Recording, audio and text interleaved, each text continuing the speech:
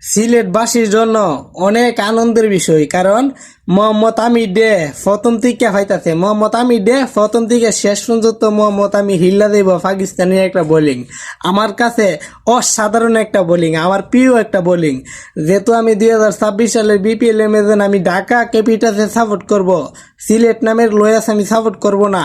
কিন্তু আমার একটা আকর্ষণ থাকবে মোহাম্মদ আমিরের প্রতি, আমার একটা আকর্ষণ থাকবে ইংল্যান্ডের মুইন আলীর প্রতি, আমার একটা আকর্ষণ থাকবে বাংলাদেশের মেহেদী মিরাজের প্রতি। এই তিনটা ফিল্ডারের প্রতি আমার একটা আকর্ষণ আমি হয়তো 2026 সালের বিপিএল এমএদেন আমি সিলেটের সাপোর্ট করব না, আমি সাপোর্ট করব ঢাকার।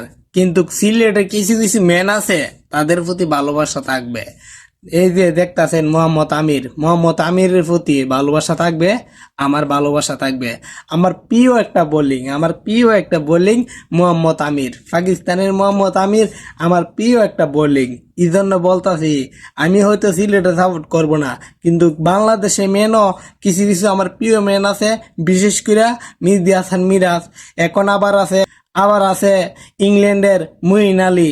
এদের প্রতি ভালোবাসা থাকবে, এদের প্রতি ভালোবাসা থাকবে। আমি হয়তো সিলেটে সাপোর্ট করব না, কিন্তু সিলেটের কিছু কিছু ম্যানের প্রতি আমার সাপোর্ট থাকবে, হ্যাঁ, আমি হয়তো ঢাকা ক্যাপিটালসে সাপোর্ট করব, কিন্তু সিলেটের প্রতি একটা ভালোবাসা থাকবে, একটা টান থাকবে। কি টান থাকবে? প্লেয়ারের প্রতি একটা টান থাকবে, বিশেষ করে মেহেদী হাসান মিরাজ, তারপরে আছে মোহাম্মদ আমির, তারপরে আছে মুইন আলী।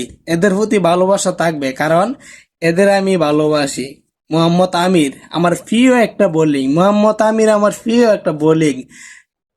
ই বোলিং ডে মোহাম্মদ আমির ডে পুরো মৌসুমের জন্য পাইব সিলেট টাইটান্স, পুরো মৌসুমের জন্য।